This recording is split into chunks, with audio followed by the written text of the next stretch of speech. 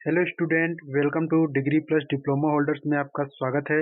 आज के वीडियो में हम बात करेंगे कंप्लीट बेसिक इलेक्ट्रिसिटी के जो मोस्ट इम्पोर्टेंट क्वेश्चंस है वो इस वीडियो में बात करेंगे। जैसा कि आप जानते हैं, power grid corporation of India limited PGCIL junior technician training electrician के मोस्ट इम्पोर्टेंट क्वेश्चन सीरीज चला रहे हैं, जिसमें हमने ऑलरेडी 5 से 6 क्लासेस प्रोवाइड कर चुके हैं। यदि आपने नहीं देखा है तो जाकर देख सकते हैं। और आज के वीडियो में हम बात करेंगे बेसिक इलेक्ट्रिसिटी के जो मोस्ट इम्पोर्टेंट क्वेश्चंस है वो इस वीडियो में डिस्कशन करेंगे। चलिए वीडियो को स्टार्ट करते हैं, और अच्छा लगे तो चैनल को सब्सक्राइब करना, लाइक करना, शेयर करना। चलिए वीडियो को स्टार्ट करते हैं। सबसे पहले पहला क्वेश्चन है, न्यूट्रॉन्स पर आवेश होता है। तो ऑप्शन ए है धनात्मक, बी है ऋणात्मक, ऑप्शन सी है आवेशहीन, ऑप्शन डी है भिन्नात्मक। तो जो न्यूट्रॉन होता है उस पर आवेश क्या होता है, वो न्यूट्रल होता है, यानी वो आवेशहीन होता है। इसमें कोई आवेश नहीं होता है, तो इसका जो सही आंसर हो जाएगा ऑप्शन सी, आवेशहीन होता है। अब यहाँ न्यूट्रॉन की बात हो गई है, तो हम आपको इलेक्ट्रॉन, प्रोटॉन और न्यूट्रॉन तीनों को बता देते हैं। तो जो इलेक्ट्रॉन का आवेश होता है वो -1.6 इंटू 10⁻−19 कूलाम होता है। और प्रोटॉन का क्या होता है, यही पॉजिटिव में हो जाता है, सेम 1.6 इंटू 10⁻−19 कूलाम, ये प्रोटॉन का होता है। और यहाँ न्यूट्रॉन की बात करें तो जीरो, यानी कोई आवेश नहीं होता है, ये आवेशहीन होता है। तो उम्मीद है आपको तीनों समझ में आ गया होगा। चलिए नेक्स्ट क्वेश्चन पर चलते हैं। नेक्स्ट क्वेश्चन है, विद्युत अपघट्ट में धारा का प्रवाह किसके कारण से होता है, यानी इलेक्ट्रोलाइट जो होता है उसमें जो करंट फ्लो होता है वो किसके कारण से होता है, आपको ये बताना है। पहला ऑप्शन मुक्त इलेक्ट्रॉन्स के, ऑप्शन बी है होल्स के कारण, ऑप्शन सी है आयन के कारण, ऑप्शन डी न्यूट्रॉन के कारण। जो इलेक्ट्रोलाइट होता है उसमें जो करंट फ्लो होता है वो उसमें आयन के कारण फ्लो होता है। तो इसका सही आंसर हो जाएगा ऑप्शन सी, आयन के कारण इलेक्ट्रॉन फ्लो होता है। और जो और आपको बता दें, जो चालक होता है, कंडक्टर, उसमें जो मुक्त इलेक्ट्रॉन के कारण धारा का प्रवाह होता है। और जो सेमीकंडक्टर मटेरियल्स होते हैं उसमें इलेक्ट्रॉन और होल्स दोनों के कारण धारा का प्रवाह होता है। चलिए नेक्स्ट क्वेश्चन पर चलते हैं। नेक्स्ट क्वेश्चन है, जब कांच के टुकड़े को रेशम से घर्षण कराने पर रेशम होता है। जब कांच के टुकड़े को रेशम से रगड़ते हैं तो जो रेशम होता है उस पर क्या होता है, निगेटिव चार्ज आवेशित हो जाता है, और जो कांच का टुकड़ा होता है उस पर पॉजिटिव चार्ज क्रिएट हो जाता है। तो इसमें पूछा जा रहा है कि रेशम पर क्या होता है, तो रेशम पर ऋणावेशित आवेश आ जाता है। यही अगर पूछा जाए कांच के टुकड़े पर क्या आवेश होता है, तो आपको बता देना है धनावेश आवेश आ जाता है। चलिए नेक्स्ट क्वेश्चन पर चलते हैं। इसमें पूछा जा रहा है, कूलाम के नियमानुसार दो आवेशों के बीच लगने वाला बल क्या होता है। तो जो कूलाम के नियमानुसार जो बल होता है, F इक्वल टू होता है K Q1 Q2 upon R square, ये इसका फार्मूला होता है।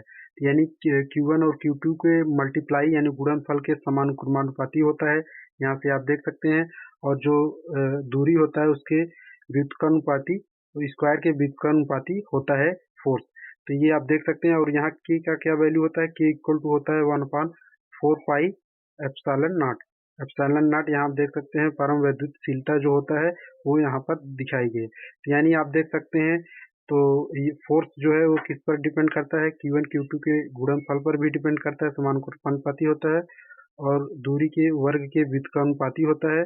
और जो परम विद्युतशीलता होता है इस पर भी निर्भर करता है। तो इसका सही आंसर क्या हो जाएगा, ये दोनों के गुणनफल के समानुपाती भी होता है, वर्ग के व्युत्क्रमानुपाती भी होता है, ये भी सही है। और विद्युतशीलता एप्सिलॉन नॉट पर भी निर्भर करता है। तो इसका सही आंसर हो जाएगा ऑप्शन डी। उपरोक्त सभी आंसर सही दिए गए हैं। चलिए नेक्स्ट क्वेश्चन पे चलते हैं। विद्युतीय बल रेखाएं खत्म होती है। तो जो विद्युतीय बल रेखाएं होती हैं, इलेक्ट्रिक फील्ड जो होती हैं, वो पॉजिटिव से निकलकर निगेटिव पर इंटर करती हैं। तो ये आप देख सकते हैं, पॉजिटिव से निकलती हैं, निगेटिव पर इंटर करती हैं, निगेटिव टर्मिनल पर खत्म होती है। तो इसका सही आंसर क्या हो जाएगा, धनावेश से शुरू होकर ऋणावेश पर खत्म हो जाती हैं, ऑप्शन ए सही हो जाएगा। चलिए नेक्स्ट क्वेश्चन पर चलते हैं। इसमें पूछा जा रहा है, किसी खोखले चालक के अंदर विद्युत क्षेत्र की तीव्रता होती है। यानी आपको एक हॉलो कंडक्टर है, उसके अंदर जो इलेक्ट्रिक फील्ड इंटेंसिटी होती है विद्युत क्षेत्र की तीव्रता वो क्या होती है, आपको अंदर में बताना है। ये कोई कंडक्टर है, हॉलो कंडक्टर, तो इसके अंदर जो होगा वो electric field intensity equal to 0 होता है। तो इसका सही आंसर क्या हो जाएगा, ऑप्शन बी 0 होता है। नेक्स्ट क्वेश्चन पर चलते हैं। इसमें पूछा जा रहा है विद्युत धारा एक डैश राशि होता है। तो जो विद्युत धारा होता है वो एक अदिश राशि होता है। विद्युत धारा जो होता है वो एक अदिश राशि होता है, बस इसका जो अ, गुण है वो एक सदिश के तरह व्यवहार करता है। जैसे इसमें जो इसका एल्जेब्रिक सम होता है वो एल्जेब्रिक सम अदिश का एल्जेब्रिक सम होता है, बट जो ये करंट होता है विद्युत धारा, ये अदिश सम इसका नहीं होता है।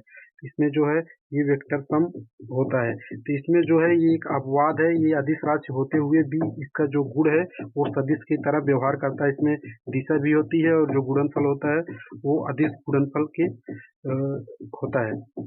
चलिए नेक्स्ट क्वेश्चन पर चलते हैं। नेक्स्ट क्वेश्चन है निम्न में से कौन चालकता का मात्रक है। तो इसमें आपको कंडक्टिविटी आपको बताना है कि कंडक्टिविटी का मात्रक क्या होता है। कंडक्टिविटी क्या होता है, कंडक्टिविटी इक्वल टू होता है 1 रजिस्टिविटी आप बोल सकते हैं।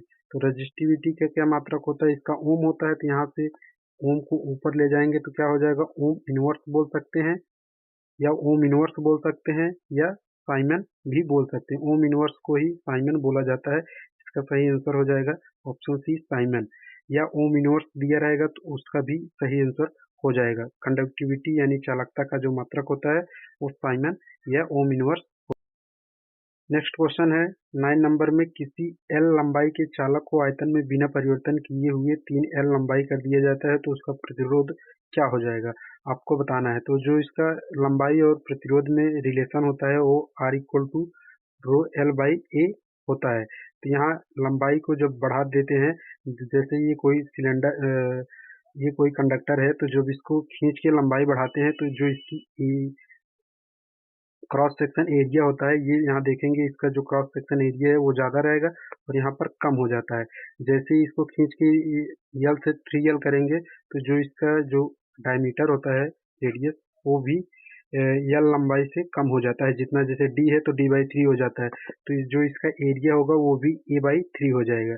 यदि इसका ए है तो इसका A/3 यहाँ से जो इसका क्रॉस सेक्शनल एरिया होता है वो भी कम हो जाएगा और लंबाई जो है वो 3L बढ़ जाती है। तो यहाँ से हम फार्मूले से क्या करेंगे, कैलकुलेट करेंगे R equal to rho L by A से देखेंगे तो एरिया क्या होगा, A/3 हो जाएगा और लंबाई जो है वो 3L हो जाएगा। तो यहाँ से हम कैलकुलेट करेंगे तो आर इक्वल टू क्या आ जाएगा, 3 इंटू 3, ये ऊपर जाएगा मल्टीप्लाई हो जाएगा तो क्या हो जाएगा 9 रो एल अपान ए। तो ये क्या हो सकता है, यहाँ से 9 गुना वो बढ़ जाता है। तो इसका सही आंसर क्या हो जाएगा, 9 गुना बढ़ जाता है। उसका जो प्रतिरोध है वो 9 गुना बढ़ जाएगा। ऑप्शन डी इसका सही हो जाएगा। चलिए नेक्स्ट क्वेश्चन पर चलते हैं। ये भी वही क्वेश्चन सेम रिपीट हो गए तो इसका सही आंसर 9 गुना हो जाएगा। चलिए नेक्स्ट क्वेश्चन पर चलते हैं। प्रतिरोधों के समांतर क्रम में जुड़े होने पर विभव तथा विद्युत धारा क्रमशः होता है। तो जो प्रतिरोध होते हैं यदि समांतर क्रम में ऐसे जुड़े हुए हैं तो इसमें क्या होगा, जो करंट होगा करंट सेम रहेगा और जो इसका वोल्टेज होगा वो डिफरेंट डिफरेंट होगा। तो इसमें आपको बताना है क्या, विभव, पहले विभव यानी ये जो विद्युत वोल्टेज है वो डिफरेंट होगा यानी भिन्न भिन्न होगा, और विद्युत धारा जो होगा वो समान होगा यानी भिन्न भिन्न समान। इसका सही आंसर हो जाएगा। तो आपको भिन्न भिन्न और समान देखना है। इसका सही आंसर ऑप्शन बी भिन्न भिन्न एवं समान सही हो जाएगा। नेक्स्ट क्वेश्चन है व्हीट स्टोन शेप संतुलन में कहलाएगा जब गैल्वेनोमीटर से प्रवाहित धारा होगी। जो व्हीट स्टोन होता है, आपको ऐसे व्हीट स्टोन बना लेना है। यहाँ से जैसे ही व्हीट स्टोन बनाएंगे तो इसमें यहाँ जो गैल्वेनोमीटर लगा रहता है, तो इसमें गैल्वेनोमीटर में जब कोई करंट यानी यहाँ से जो करंट है वो यदि I इक्वल टू 0 फ्लो होता है तो व्हीट स्टोन जो है वो संतुलित हो जाता है। तो गैल्वेनोमीटर में यदि कोई करंट फ्लो नहीं हो रहा है तो यानी जो व्हीट स्टोन सेट ब्रिज है वो संतुलित कंडीशन में यानी बैलेंस कंडीशन में है। तो इसका सही आंसर क्या हो जाएगा, ऑप्शन बी शून्य होता है। चलिए नेक्स्ट क्वेश्चन पर चलते हैं। वास्तविक रूप से पृथ्वी की धारिता यानी कैपेसिटेंस जो होती है वो क्या होती है। तो जो पृथ्वी की धारिता होती है वो आपको बतानी है। तो यानी कैपेसिटेंस कैलकुलेट करने के लिए हमें क्या करना है, तो C इक्वल टू क्या होता है, Q बाई V। तो क्यू बाई वी, और जो पृथ्वी का वोल्टेज होता है ये माना जाता है, पृथ्वी का जो वोल्टेज है पोटेंशियल वो जीरो होता है। तो V इक्वल टू जीरो हो जाएगा पृथ्वी के लिए। यहाँ V इक्वल टू जब जीरो पुट करेंगे तो क्या हो जाएगा, क्यू बाई जीरो हो जाएगा। और जीरो से जब यहाँ से भाग देंगे तो क्या आ जाएगा, इनफाइनाइट आ जाएगा। तो यानी C इक्वल टू क्या आ जाएगा, इनफाइनाइट। तो जो कैपेसिटेंस यानी कि पृथ्वी की धारिता होती है वो इनफाइनाइट होती है। क्यों होती है, क्योंकि पृथ्वी की जो वोल्टेज है वो पोटेंशियल वो जीरो होता है, इसलिए पृथ्वी की धारिता इनफाइनाइट हो जाती है। तो इसका सही आंसर क्या हो जाएगा, अनंत हो जाएगा। ऑप्शन डी इसका सही आंसर हो जाएगा। चलिए नेक्स्ट क्वेश्चन में चलते हैं। इसमें पूछा जा रहा है संधारित्र कार्य करता है। संधारित्र यानी कैपेसिटेंस जो है वो कार्य करता है केवल एसी या केवल डीसी, या एसी और डीसी दोनों पर, न तो एसी न तो डीसी पर। तो जो कैपेसिटेंस होता है वो एसी पर भी वर्क करता है और डीसी पर भी वर्क करता है, दोनों पर वर्क करता है। तो इसका सही आंसर हो जाएगा ऑप्शन सी, एसी एवं डीसी दोनों पर वर्क करता है। नेक्स्ट क्वेश्चन है, किसी विद्युत का परावैद्युत स्थिरांक हमेशा होता है। जो परावैद्युत स्थिरांक होता है वो हमेशा क्या होता है, एक से अधिक होता है। इसका सही आंसर हो जाएगा ए, एक से अधिक होता है। नेक्स्ट क्वेश्चन पर चलते हैं। एक बोर्ड ऑफ ट्रेड यूनिट किसके बराबर होता है। तो जो एक बोर्ड ऑफ ट्रेड यूनिट होता है वो 36 into 10 to the power 5 joule के बराबर होता है। इसका सही आंसर क्या हो जाएगा, 36 into 10 to the power 5 joule होता है। ये ऑप्शन में आपको ये भी दे सकता है 3.6 into 10 to the power 6 joule, ये भी आपको ऑप्शन में दे सकता है। ये भी यहाँ से पॉइंट बढ़ा के ये दिया जा सकता है। चलिए नेक्स्ट क्वेश्चन पर चलते हैं। निम्न में से कौन विद्युत धारा के चुंबकीय प्रभाव पर आधारित उपकरण है। तो निम्न में से कौन विद्युत धारा के चुंबकीय प्रभाव पर आधारित उपकरण है, कौन कौन से। गैल्वेनोमीटर जो है इसमें चुंबकीय प्रभाव होता है, ये सही है। विद्युत घंटी जो है ये भी इसमें चुंबकीय प्रभाव होता है। मोटर में भी चुंबकीय प्रभाव पर वर्क करता है। तो इसका सही आंसर क्या हो जाएगा, ऑप्शन डी, उपरोक्त सभी जो विद्युत हैं वो ये उपकरण विद्युत धारा के चुंबकीय प्रभाव पर काम करते हैं। तो इसका सही आंसर ऑप्शन डी हो जाएगा। नेक्स्ट क्वेश्चन है, एक आदर्श अमीटर का प्रतिरोध होता है। तो जो अमीटर होता है आपको पता है वो रेजिस्टेंस सीरीज में कनेक्ट होता है। तो जैसे यहाँ कोई लोड है तो इसमें जो अमीटर है वो इसके सीरीज में कनेक्ट होगा। तो आपको पता है यहाँ से जो करंट होता है, आपको याद करने की ट्रिक बता देते हैं। तो जो रेजिस्टेंस है यहाँ जब सीरीज में कनेक्ट होता है तो क्या होता है, करंट समान होता है। तो करंट समान है तो यानी सब में समान ही, इसमें भी समान इसमें भी समान रहेगा। तो जो पैरेलल में क्या हो जाएगा, इसमें जो वोल्टेज है इसमें डिफरेंट होगा, इसमें V1 वोल्ट हो जाएगा, इसमें V2 वोल्ट हो जाएगा। तो जो आदर्श अमीटर होता है उसका काम मतलब आदर्श होने का मतलब इसमें वोल्टेज जो ड्रॉप है वो जीरो होना चाहिए। वोल्टेज ड्रॉप कब ये जीरो हो सकता है, तो इसमें वोल्टेज ड्रॉप जीरो होने का कब हो सकता है, तो V बराबर IR से आप कैलकुलेट करेंगे। तो जब R की वैल्यू जीरो रख देंगे तो वोल्टेज जीरो हो जाएगा। तो यानी R इक्वल टू जीरो होना चाहिए। जो आदर्श अमीटर होता है उसमें R इक्वल टू जीरो होता है तभी वोल्टेज जीरो हो जाता है। तो वोल्टेज जीरो हो जाएगा तो जो अमीटर है उसमें कोई वोल्टेज ड्रॉप नहीं होगा, तो ये एक आदर्श अमीटर हो जाएगा। तो इसका सही आंसर क्या हो जाएगा, उसमें शून्य होता है प्रतिरोध। और यही आदर्श वोल्ट मीटर दे देता होता तो क्या होता ऑप्शन में। तो यहाँ से हम ऐसे कैलकुलेट करते हैं, यहाँ से क्या होता है, ये यहाँ क्या कैलकुलेट कर लेते हैं, यहाँ से आप वोल्टेज यहाँ लगा देते तो क्या होता, तो इसमें और इसमें जो पोटेंशियल है वो सेम रहता, तो करंट यहाँ से डिवाइड हो जाता है। और करंट क्या होना चाहिए, डिवाइड नहीं होना चाहिए, क्योंकि ये जो वोल्टेज यहाँ वोल्टमीटर लगा है ये आदर्श वोल्टमीटर है। तो यहाँ करंट जो है टोटली ये लोड पर होना जाना चाहिए। तो यहाँ से हम जो करंट इसमें डाइवर्ट हो रहा है वो I इक्वल टू जीरो होना चाहिए। तो यहाँ I इक्वल टू जीरो होना चाहिए। तो रेजिस्टेंस क्या हो जाएगा, तो हम यहाँ से कैलकुलेट करेंगे R equal to V by I से। तो यहाँ I इक्वल टू जब जीरो पुट करेंगे तो क्या आ जाएगा, R इनफाइनाइट आ जाएगा। यानी जो आदर्श वोल्ट मीटर होता है उसमें जो रेजिस्टेंस होता है वो इनफाइनाइट होता है, क्योंकि उसमें जो वो करंट है वो जीरो जाना चाहिए ताकि वो एक आदर्श वोल्ट मीटर की तरह व्यवहार कर सके। उम्मीद है आपको आदर्श अमीटर और आदर्श वोल्ट मीटर समझ में आ गया होगा। आदर्श अमीटर का प्रतिरोध शून्य होता है और आदर्श वोल्ट मीटर का जो प्रतिरोध होता है वो अनंत या इनफाइनाइट होता है। चलिए नेक्स्ट क्वेश्चन पर चलते हैं। किरचॉफ का प्रथम नियम किस राशि के संरक्षण पर आधारित होता है? तो किरचॉफ का जो प्रथम नियम है वो विद्युत धारा के संरक्षण पर वर्क करता है, यानी जो इसमें करंट है वो इंटर जितना करता है उतना ही यहाँ से निकलता भी है। ये ऊर्जा विद्युत धारा के संरक्षण पर वर्क करता है। चलिए नेक्स्ट क्वेश्चन पर चलते हैं। गैल्वेनोमीटर को वोल्ट मीटर में तब्दील करने के लिए जोड़ते हैं, तो यानी गैल्वेनोमीटर को वोल्ट मीटर में बदलने के लिए हमें क्या करते हैं, श्रेणी में यानी सीरीज में हमें हाई रेजिस्टेंस कनेक्ट करते उसे वो गैल्वेनोमीटर को वोल्ट मीटर में बदल देते हैं। तो इसका सही आंसर हो जाएगा ऑप्शन सी, श्रेणी में उच्च प्रतिरोध का। और यही वोल्ट मीटर की जगह यदि एमीटर दे दिया जाए तो क्या होता है, समांतर में निम्न प्रतिरोध का कनेक्ट करके हम उसे गैल्वेनोमीटर से एमीटर बना दिया जाता है। तो इसका सही आंसर क्या हो जाता है, ऑप्शन बी सही हो जाता है। चलिए नेक्स्ट क्वेश्चन पर चलते हैं। इसमें पूछा जा रहा है सही संबंध बताएं। तो सही संबंध आपको धारिता, आवेश और विभव में बताना है। तो होता है Q इक्वल टू CV होता है। आपको ये याद रखना है Q इक्वल टू CV। तो यानी यहाँ से आप C इक्वल टू निकालेंगे तो क्या हो जाएगा, C equal to Q by V, यानी धारिता इक्वल टू आवेश अपान विभव होना चाहिए। धारिता इक्वल टू आवेश अपान विभव, यानी इसका सही आंसर ऑप्शन है सही है। यहाँ से धारिता इक्वल टू आवेश इंटू विभव दिया गया है, ये गलत है। विभव इक्वल टू आवेश इंटू धारिता, यहाँ से विभव निकालेंगे तो आवेश अपान धारिता होना चाहिए, ये भी गलत है। आवेश इक्वल टू धारिता अपान विभव, आवेश यहाँ से निकालेंगे तो धारिता इंटू विभव होना चाहिए, ये भी गलत है। तो इसका सही आंसर क्या हो जाएगा, ऑप्शन ए सही हो जाएगा। चलिए नेक्स्ट क्वेश्चन पर चलते हैं। धारिता एक राशि है, यानी कैपेसिटेंस जो होता है वो कौन सी राशि है, तो वही एक अदिश राशि होता है। चलिए नेक्स्ट क्वेश्चन पर चलते हैं। किसी चालक में चार्ज के गतिमान होने की दर को क्या कहते हैं? तो आपको बता दें, जब जहाँ कहीं दर दिया जाता है तो उसका मतलब होता है अपान समय। जैसे चाल की दर यानी चाल बटा समय, और चार्ज की दर यानी चार्ज बटा समय।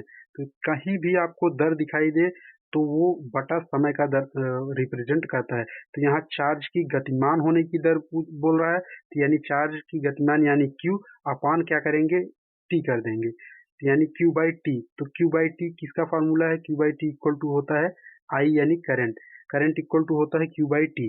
तो यहाँ इसका सही आंसर क्या हो जाएगा, विद्युत धारा होता है। चार्ज के गतिमान होने की दर को क्या कहते हैं, विद्युत धारा कहते हैं।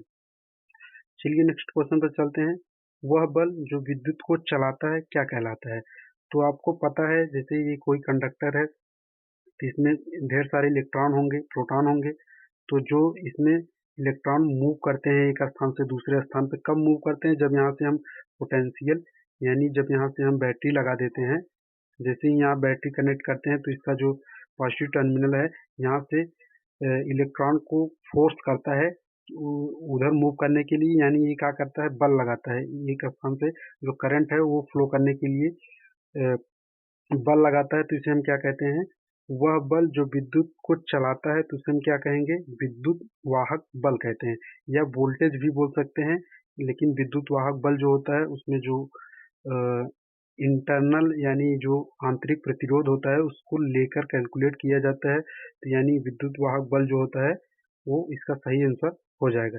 यदि विद्युत वाहक बल नहीं दिया है, वोल्टेज दिया है, तब भी वो सही हो जाएगा। और ये दोनों दिया गया है तो सही आंसर जो होगा यही होगा, विद्युत वाहक बल ही इसका एक्यूरेट सही होगा। चलिए नेक्स्ट क्वेश्चन पर चलते हैं। किसी बंद परिपथ में वोल्टेज और विद्युत धारा का अनुपात जो होता है वो आपको बताना है।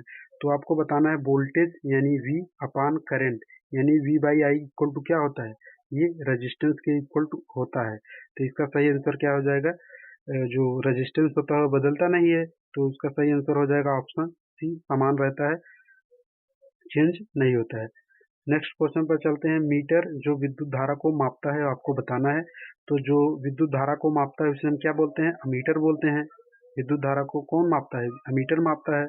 और यही वोल्टेज को मापने के लिए क्या होता है, वोल्ट मीटर होता है। और रेजिस्टेंस को मीटर करने के लिए ओम मीटर होता है। और वोल्टेज को मीटर करने के लिए वोल्ट मीटर होता है।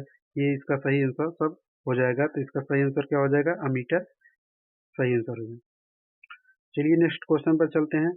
लंबी संचारण लाइनों में वोल्टेज डैश में मापी जाती है। तो जो लंबी संचारण यानी लॉन्ग ट्रांसमिशन लाइनें होती हैं, उसमें जो वोल्टेज होता है वो किस फॉर्म में मेजर किया जाता है, आपको बताना है, वोल्ट में या माइक्रो वोल्ट में या किलो वोल्ट में या मिली वोल्ट में। तो जो लॉन्ग ट्रांसमिशन लाइनें होती हैं, इसमें जो वोल्टेज है वो किलो वोल्ट में मापा जाता है, वहाँ केवी में वोल्टेज को मापा जाता है। और वोल्टेज को मापन करने के लिए कौन से इंस्ट्रूमेंट की आवश्यकता करते हैं, तो पोटेंशियोमीटर का इस्तेमाल किया जाता है। यहाँ वोल्ट मीटर नहीं लगाया जाता है। वोल्ट मीटर छोटे वोल्ट को मापने के लिए यूज किया जाता है, और हाई वोल्टेज को मापन करने के लिए पीटी यानी पोटेंशियल ट्रांसफार्मर का उपयोग किया जाता है। और यहीं यदि हाई करंट को मेजर करने के लिए क्या करते हैं, सीटी यानी करंट ट्रांसफार्मर का उपयोग करके हम उसका मापन करते हैं। चलिए नेक्स्ट क्वेश्चन पर चलते हैं। चालक की लंबाई बढ़ने से प्रतिरोध क्या होता है, आपको ये बताना है। अभी इसका हम फार्मूला बताए थे, R इक्वल टू क्या होता है, रो एल बाई ए होता है। तो यहाँ से यदि लंबाई बढ़ेगी तो क्या होगा, रेजिस्टेंस भी बढ़ेगा। तो इसका सही आंसर क्या हो जाएगा, ऑप्शन बी बढ़ता है। ये आपको होना है। अब यहाँ आप देख सकते हैं चालक का अनुप्रस्थ काट का क्षेत्रफल बढ़ने से क्या होता है, ये आपको ये कमेंट बॉक्स में बताना है। ये आपको फार्मूला बता दे रहे हैं, rho L equal to rho L by A होता है। यहाँ से आपको ये देखकर बताना है कि इसका सही आंसर क्या है, आपको कमेंट बॉक्स में बताना है। बढ़ता है या स्थिर रहता है या घटता है या शून्य हो जाता है। उम्मीद है ये इन्फॉर्मेशन आपको अच्छा लगा हो। ऐसी ही कंटेंट पाने के लिए चैनल को सब्सक्राइब करें और दोस्तों के साथ शेयर जरूर करें। ऐसे ही चलिए फिर नेक्स्ट वीडियो में मिलेंगे, तब तक के लिए बाय बाय, थैंक यू, धन्यवाद।